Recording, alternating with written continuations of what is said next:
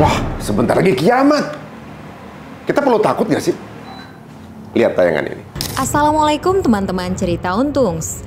Kondisi kekeringan, konflik Palestina, hingga isu badai matahari seakan menjadi sebuah tanda-tanda kekacauan akhir zaman yang menakutkan bagi umat muslim. Kali ini cerita Untungs mengundang Ustadz Asep Sobari untuk menjelaskan bagaimana sikap kita sebagai umat muslim menghadapi opini-opini maupun tanda-tanda akhir zaman. Mari saksikan kisahnya hanya di Cerita Untungs.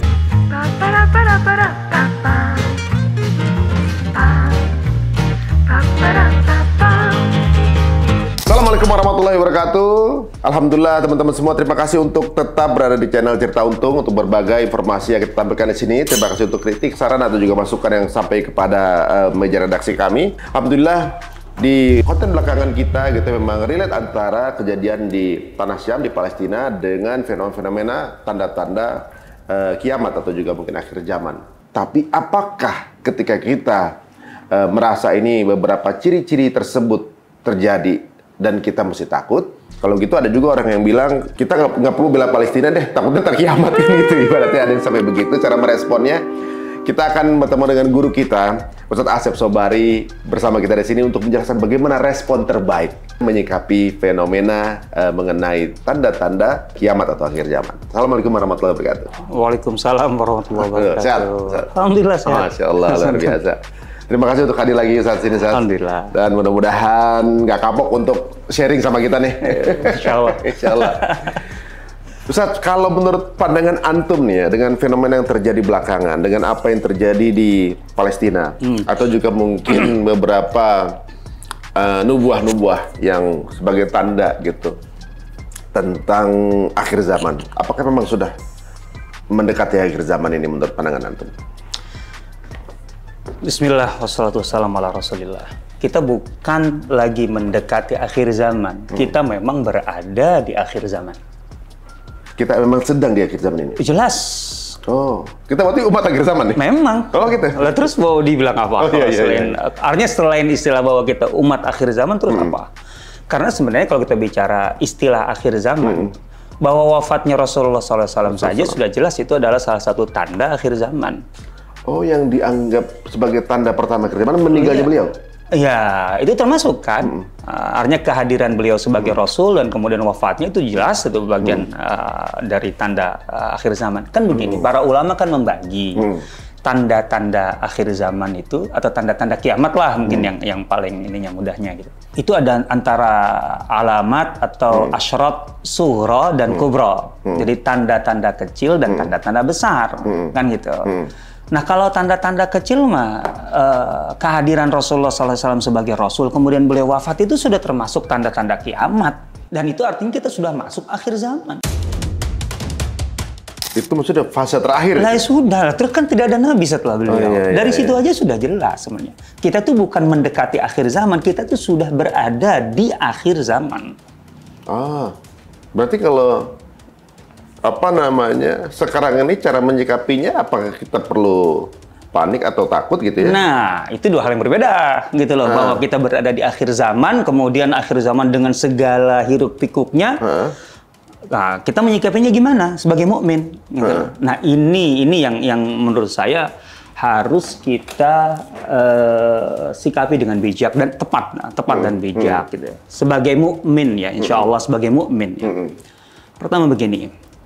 Ini kan terkait dengan kiamat, saya yakin gitu ya. Kalau masalah panik, takutnya kan. Iya, karena yang kemudian menjadi pandangannya adalah ketakutan mengenai fenomena alam gitu, lebih ke alam gitu.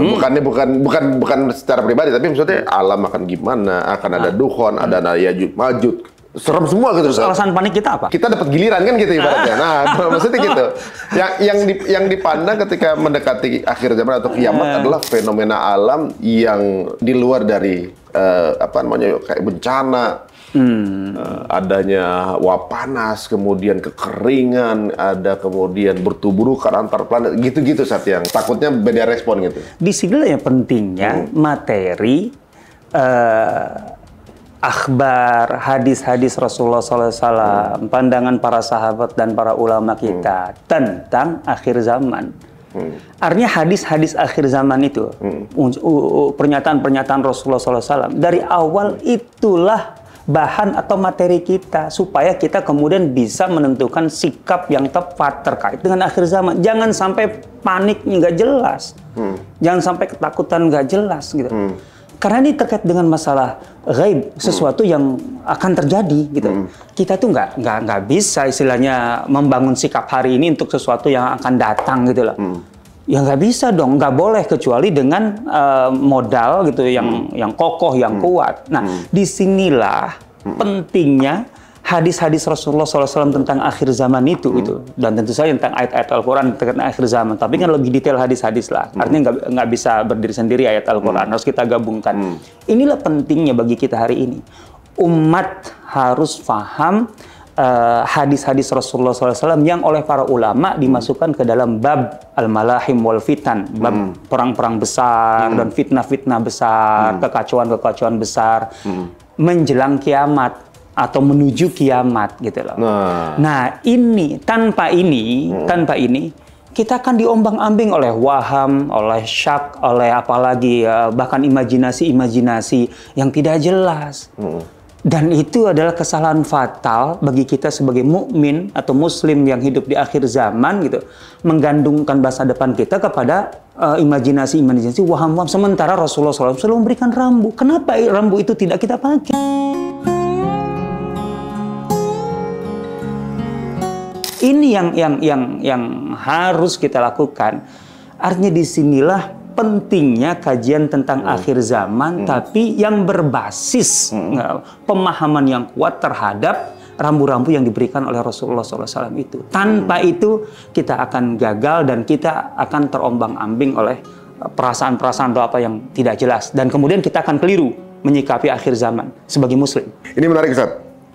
Tadi antum bilang mengenai bagian dari tadi al-malahim wal fitan tadi ya. Ada mungkin rambu yang sudah disiapkan oleh para pendahulu kita bagaimana respon-respon terbaik dalam menyikapi fenomena ini gitu ya. Nah, supaya kita nggak keliru, Ustaz, ibaratnya waktu itu kalau nggak salah saya dengar juga dari antum, walaupun besok itu kiamat, hari ini nanam kurma, benih kurma gitu, walaupun benih kurma butuh berapa hari untuk tumbuh, walaupun misalnya besok kiamat tanam juga hari ini, maka itu tanda optimisme. Itu hadis ya? Itu hadis ya? Dari Rasulullah SAW. Jadi ibaratnya itu kan sebenarnya sebuah sign dari optimisme itu sampai to the max kapasitas hidup kita gitu. Nah, itu kan sebuah respon dan sikap-sikap terbaik bagaimana kita menyikapi hal ini. Nah, kira-kira apa aja Ustaz yang diungkapkan di situ? Nah, hadis ini, kita bermula dari hadis ini ya. Hadis ini kan merupakan salah satu rambu yang diberikan Rasulullah SAW gitu. Bagaimana seorang mukmin menyikapi hiruk pikuk huru hara, bahkan huru hara akhir zaman gitu. Ini kan sudah hadis ini sampai di titik puncak. Seandainya seorang mukmin itu tahu, seandainya kan nggak ada yang tahu kiamat akan meledak. Seandainya tahu bahwa besok kiamat itu akan meledak. Sedangkan hari ini di tangannya masih ada satu benih kurma, pohon kurma gitu. Dia akan tanam. Itu mukmin. Sikap seorang mukmin. Berarti mirip dengan orang Palestina yang kemarin dia dijajah, tanahnya dirampok, tapi dia masih nanam. Maksudnya ketika dia nanam pun, itu tanah bukan punya dia lagi. Yang kemudian dia itu bapak-bapak tua itu, itu tanah itu bukan punya dia lagi, akan dia punya orang. Dia masih tetap nanam gitu. Subhanallah. Masya Allah. Ini artinya gini. Dari hadis ini aja kita memahami satu hal penting sekali.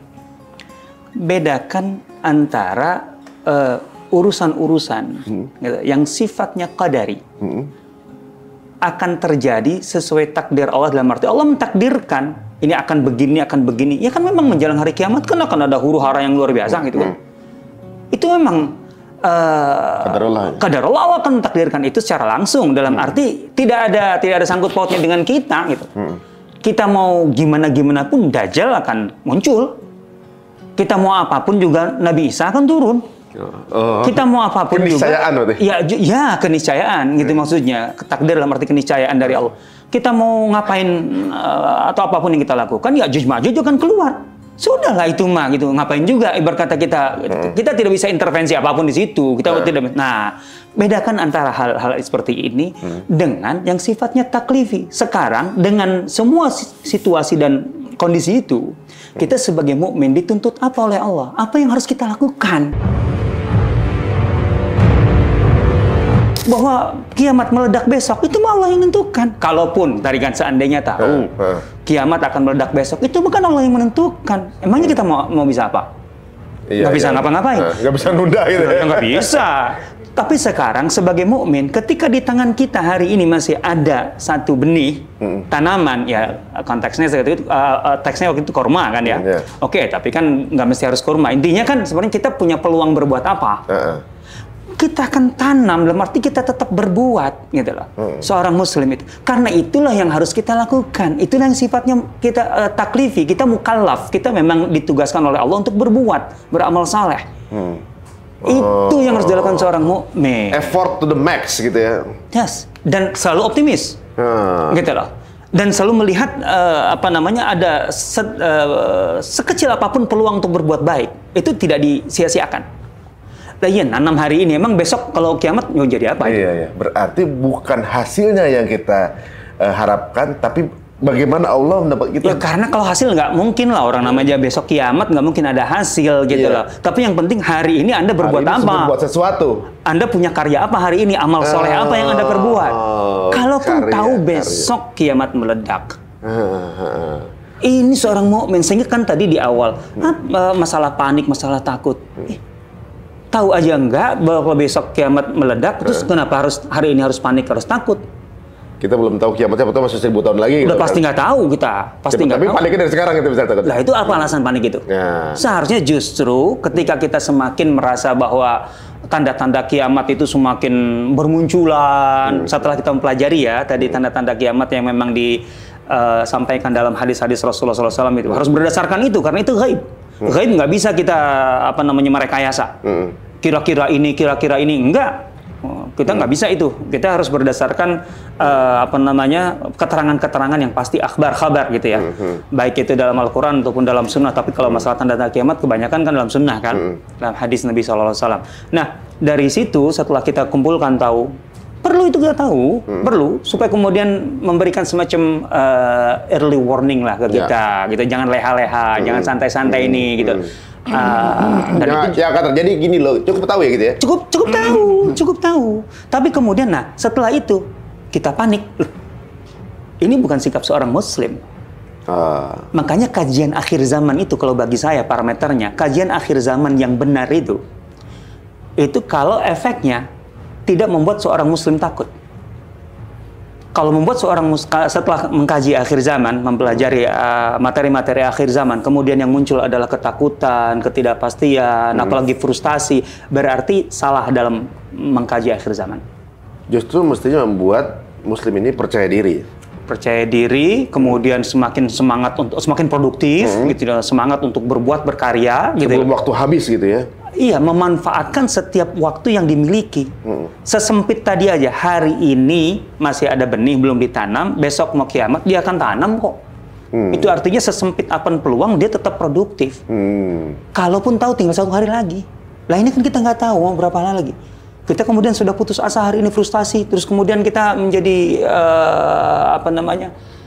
pasif gitu, gitu. Jabri gitu. Wah itu kesalahan besar. Artinya kalau menurut saya ini sebagai ini ya, mungkin parameter untuk mengukur gitu ya. Impact-nya ya? Iya, di situ. Kalau kita mengkaji akhir zaman yang benar, itu mendorong kita untuk semakin produktif. Optimis sebagai Muslim. Tidak ada rasa takut dan lain sebagainya. Dalam arti rasa takut yang jelas, nggak jelas. Kan gitu loh, itu maksudnya. Kita ada atau nggak ada pun kejadian juga. Iya. Tapi kita juga udah nggak ada juga gitu ya. Oke. Nah, satu hal lagi yang menurut saya ini penting sekali kalau kita mempelajari tentang hadis-hadis tentang tanda-tanda kiamat, apalagi tanda-tanda yang semakin dekat kan berarti tanda-tanda besar kan? Tanda besar itu kan ada beberapa. Taruhlah ada yang mengatakan 10, ada yang mengatakan 8, ada ala kulli hal. Intinya Rasulullah menyebut beberapa tanda itu. Dan kemudian Nah, yang penting urutannya. Rasulullah SAW tidak memberikan urutan. Mana yang duluan datang? Para ulama berijtihad di situ. Imam Al-Qurtubi, Ibnu Hajar, dan lain sebagainya. Alaqul begini. Pertanyaannya. Apakah ketika kiamat meledak, orang Muslim atau mukmin masih ada? Ini dia penting. Kalau kita pelajari tanda-tanda besar, tanda-tanda besar kiamat itu, ketika artinya the end-nya betul, ujungnya gitu, ujung dari dunia itu, ketika meledak atau menjelang meledak itu, orang beriman sudah nggak ada kok, sudah dicabut nyawanya oleh Allah Subhanahu Wa Taala. Jadi kita cuma ketika tahu pun kitanya udah nggak di situ gitu. Lah, itu dan yang akan terjadi dan kita nggak nyaksiin kok gitu. Insya Allah, maksudnya ketika kita beriman, insya Allah ya, kita udah beriman, kita tidak akan mengalami ledakan itu. Apa yang ditakuti kalau begitu? Artinya takut yang nggak jelas itu loh maksud saya. Nggak akan. Karena kitanya pun nggak di situ. Kan begini, ini menurut ijtihad para ulama gitu. Ada perbedaan pendapat. Mana yang lebih dulu muncul, Dajjal atau Dukhan? Ya. Asap itu. Kita ambillah Imam Al-Qurtubi menyebutnya Dajjal lebih dulu. Jadi Dajjal, ini tantangan besar ya. Ya.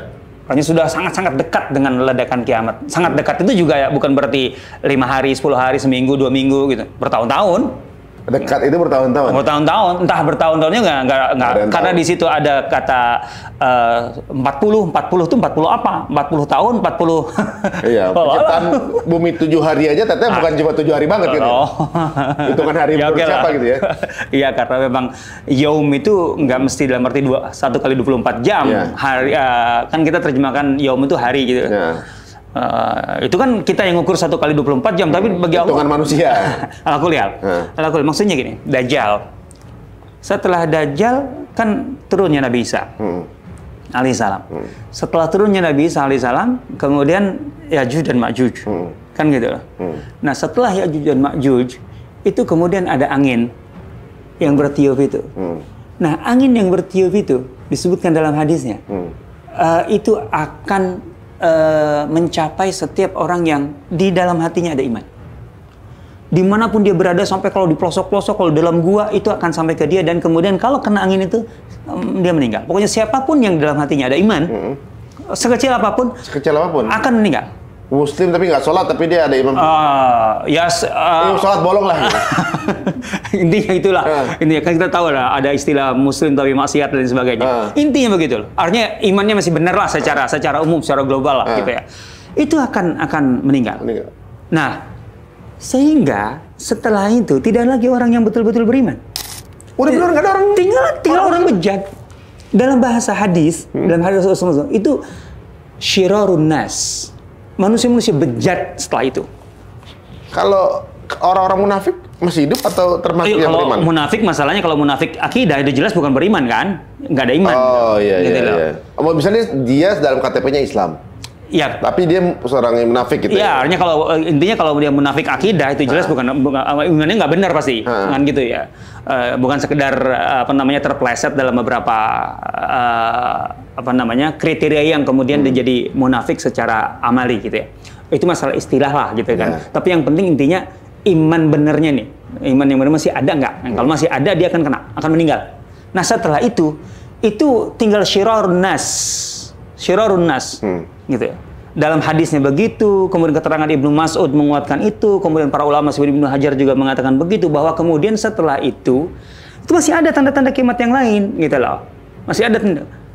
Mulailah matahari terbit dari barat. Udah nggak ada orang Islam? Nggak ada dong, karena ketika matahari terbit dari barat, itu sudah taubat itu udah nggak diterima. Kan itu.